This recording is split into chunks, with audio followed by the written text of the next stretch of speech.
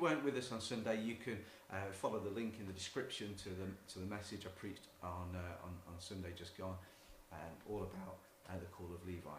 There's two things that stand out about the call of Levi. Levi, who's Matthew, by the way, is that he had an open heart and he had an open home. So firstly, the open heart meant that when Jesus walked by and called him to follow him, he immediately left everything behind and walked with Jesus. He was a tax collector. He was an outcast really in society. People didn't like him too much. In fact, some hated him and his type in a great way. He was rich. He was probably well off, but he was disliked. But there's something about the call of Jesus and who Jesus was that grabbed a hold of him that meant that he wholeheartedly followed Jesus.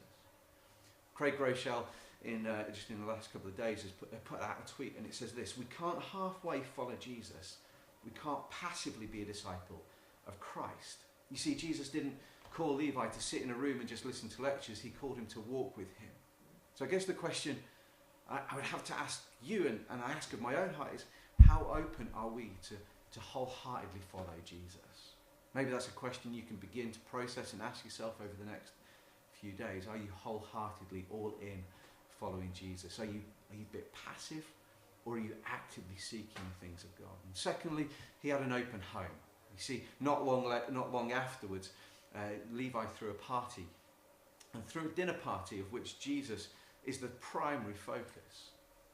And he opens his network to his friends, people who were also cast aside, people who wouldn't necessarily cross the threshold of a door. Something about this resonates with me, and our call to be a disciple is that Jesus didn't just come to save our soul for eternity.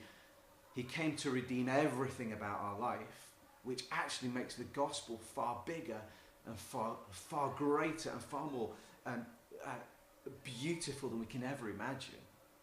Is that Jesus actually wants our life to not just have an open heart to him, but an open home, an open access to our networks and our people.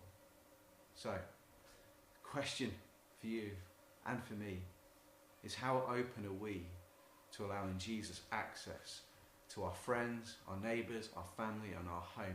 A place where the presence of Jesus is found, where people who wouldn't necessarily cross the threshold of a door of a church in the first instance can meet him and encounter him and begin to be changed by him.